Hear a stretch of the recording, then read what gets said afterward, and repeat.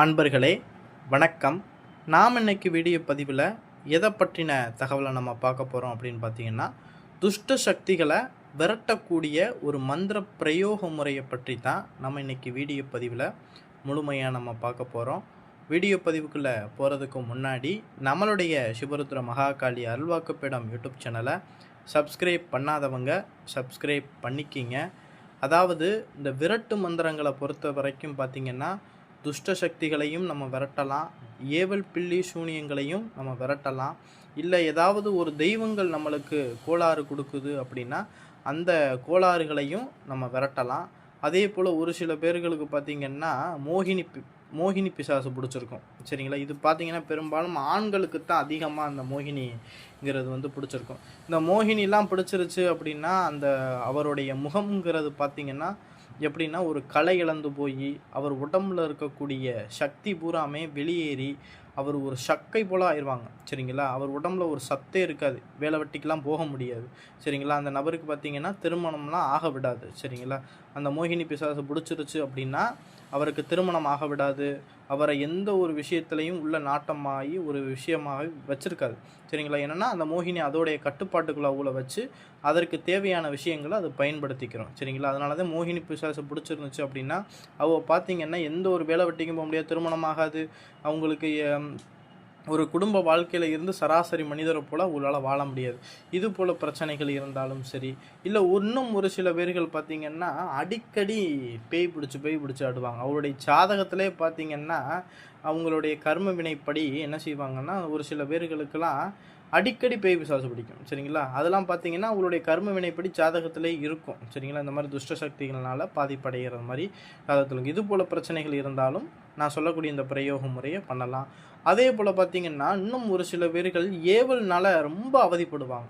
ஏவல் அப்படின்னா என்ன அப்படின்னா, உதாரணத்துக்கு நான் ஒரு காளியை நான் வசியம் பண்ணி வச்சுருக்கேன் அப்படின்னா அந்த காளியை வச்சு ஒரு நபரை நான் காளியை வசியம் பண்ணி வச்சுருக்கேன் அப்படின்னா ஒரு நபர் என்கிட்ட வர்றாங்க அப்படின்னா அவங்க பார்த்திங்கன்னா அவங்களுடைய எதிரியை மாரணம் பண்ண சொல்கிறாங்க, இல்லை அவங்களுடைய எதிரியை கைகாலம் மடக்க சொல்கிறாங்க, அவங்க எதிரியை இருக்கிற இடத்த விட்டு விரட்ட சொல்கிறாங்க, இல்லை வசியம் பண்ண சொல்கிறாங்க. இது போல் கேட்டு வரக்கூடியவங்க பார்த்திங்கன்னா நம்ம வசியம் பண்ணி வச்சுருக்கக்கூடிய காளியை வச்சு என்ன செய்வோம்னா அந்த நபரை என்ன செய்வோம்னா அழிக்கிறதுக்கு நம்ம ஏவி விடுவோம், சரிங்களா. இதுதான் ஏவல், சரிங்களா. அப்படிங்கிற பட்சத்தில் ஒரு நபர் காளியை வச்சு ஏவுறாங்க அப்படின்னா அந்த காளி போய் என்ன பண்ணும் அப்படின்னா யார் மேலே இந்த காளியை ஏவி விடுறோமோ அவங்கள என்ன செய்யும், போய் தொந்தரவு கொடுக்க ஆரம்பிக்கும், சரிங்களா. தொந்தரவு கொடுத்து நம்ம என்ன விஷயம் சொல்கிறோமோ அந்த விஷயத்தை அங்கே பண்ணிட்டு வரும், சரிங்களா. அதை தான் ஏவல் முறை அப்படின்னு சொல்லி சொல்கிறது. இது போல் ஏதாவது தெய்வங்கள் ஏவல் முறையில் இருந்தாலும் சரி, சரிங்களா, இந்த நான் சொல்லக்கூடிய இந்த பிரயோக முறையை தாராளமாக பண்ணலாம். அதுபோல் இன்னும் ஒரு சில விஷயங்கள் பார்த்திங்கன்னா தெய்வங்களே என்ன செய்யும், ஒரு சில கோளாறுகள் கொடுக்கும், சரிங்களா.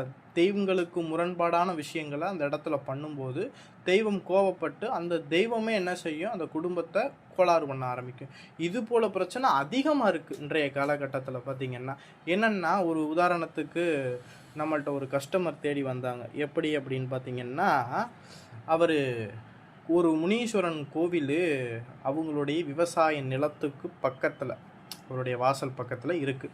முனீஸ்வரன் கோவிலும் அதோடைய அந்த நிலத்துக்கு பக்கத்தில் வாசல்லே இருக்குது. இவர் என்ன பண்ணியிருக்காரு, அவருடைய நிலமும் இருக்குது, இன்னொருத்தவங்களுடைய ஒரு வேறு மதத்துக்காரவங்களுடைய நிலம், சரிங்களா. அந்த நிலமும் பக்கத்தில் இருந்திருக்கு. 2 பேருமே விவசாயம் பண்ணியிருக்காங்க. விவசாயம் பண்ணக்கூடிய காலகட்டத்தில் இவர் என்ன செஞ்சுருக்காரு, கோவிலுக்கு வழியை விட்டு வரப்போ என்ன செஞ்சிட்டாரு, அவர் இடத்துக்கு வெட்டிக்கிட்டார். இன்னொரு மதத்துக்காரவங்க என்ன பண்ணாங்க, என்ன பெரிய முனீஸ்வரன் அப்படிங்கிற மாதிரி என்ன பண்ணிட்டாங்க, அந்த வரப்பை அந்த தெய்வத்துக்கு பாதை இல்லாமல் அவங்க இடத்தோடு சேர்த்து இடம் கொடுக்காம வரப்பை என்ன செஞ்சுக்கிட்டாங்கன்னா சேர்த்து இது பண்ணிவிட்டாங்க. அதற்கு இந்த நபர் சொல்லியிருக்காரு, ஏன்ப்பா முனீஸ்வரன் கோயிலுக்கு வரப்பு பாதை விட்டு நீ அந்த வரப்பை இது பண்ணிக்கிற வேண்டியதானே, ஏன் என்ன வந்துச்சு உனக்கு அப்படிங்கிற மாதிரி கேட்டிருக்காங்க. என்ன பெரிய முனீஸ்வரன் அப்படின்னு சொல்லிட்டு இந்த முனீஸ்வரனையும் பாதையில் வர வைக்காமல் நான் ஏதாவது சக்கரத்தை வச்சு நான் கட்டிப்பட்டுருவேன் அப்படின்னு சொல்லிட்டு வார்த்தையை விட்டுருக்காரு. வார்த்தையை விட்டு அந்த மாதிரி செயல்பாடில் அவர் செஞ்சுருக்கார். இந்த மாதிரி என்னுடைய நிலத்து பக்கத்தில் முனீஸ்வரன் கோவில் இருக்குது பாதை அப்படின்னு சொல்லி விட்டு கொடுக்காம இது பண்ணியிருக்கார்.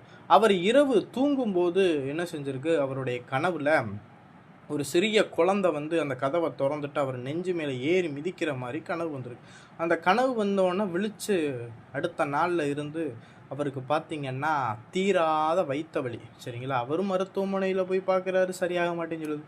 எங்கே போய் பார்த்தாலும் அந்த வயிற்று வலிங்கிறது வந்து சரியாகாமல் அவர் என்ன செய்கிறார், அந்த வலி தாங்க முடியாமல் தற்கொலை பண்ணி அவர் என்ன செஞ்சிடறாரு, இறந்து போயிடுறாரு. அதன் பிறகு அவங்க குடும்பத்தில் உள்ளவங்களையும் போட்டு கோளாறு பண்ணிக்கிட்டு இருக்கும்போது அந்த குடும்பத்தில் உள்ளவங்க பார்த்திங்கன்னா தேடி வந்திருக்காங்க. நம்மள்கிட்ட பார்க்கையில் இந்த மாதிரி விஷயங்கள்லாம் காளி நம்மளுக்கு குறியில் பார்த்திங்கன்னா சொன்னுச்சு. சரிங்களா, அதன் பிறகு அந்த கோவிலுக்கு முனீஸ்வரன் கோயிலில் பார்த்திங்கன்னா ஒரு திரிசூலம் அந்த குடும்பத்தை சார்ந்தவங்க அடித்து வச்சு அதற்குண்டான பரிகாரத்தை செஞ்சு அந்த தெய்வத்துக்கு அந்த பாதையை என்ன செஞ்சுருந்தாங்கன்னா விட்டு கொடுத்தாங்க.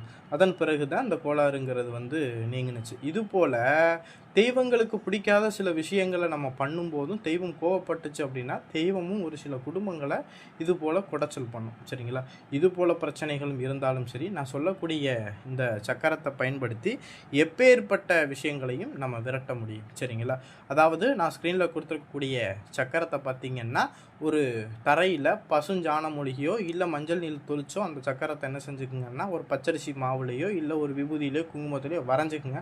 வரைஞ்சி முடிச்சுட்டு பாதிக்கப்பட்ட அந்த நபரை அந்த சக்கரத்துக்குள்ளே உட்கார வச்சு அந்த சக்கரத்துக்கு தேங்காய், வாழைப்பழம், வெற்றிலை பாக்கு இதெல்லாம் வச்சு பூஜை போட்டுவிட்டு மல்லிகைப்பூ கொஞ்சம் அந்த உதிரிப்பூ அது மேலே போட்டுருங்க.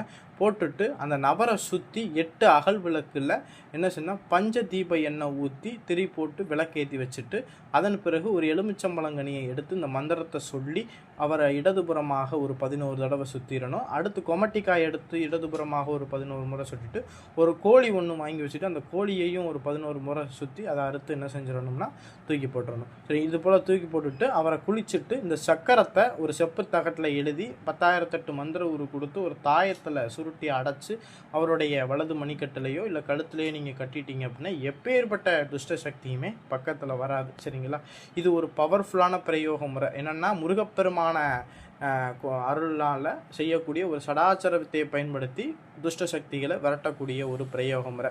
இதை வந்து எல்லாருமே பயன்படுத்தி பாருங்கள். இந்த மாதிரி துஷ்ட சக்திகளில் பாதிக்கப்பட்ட நபர்கள் பயன்படுத்தி பாருங்கள், நல்ல ரிசல்ட் கொடுக்கும். இந்த வீடியோ பதிவு பிடிச்சிருந்துச்சு அப்படின்னா நம்மளுடைய சிவருத்ர மகாகாளி அருள்வாக்குப்பிடம் யூடியூப் சேனலை சப்ஸ்கிரைப் பண்ணாதவங்க சப்ஸ்கிரைப் பண்ணிக்கிங்க. நன்றி, வணக்கம்.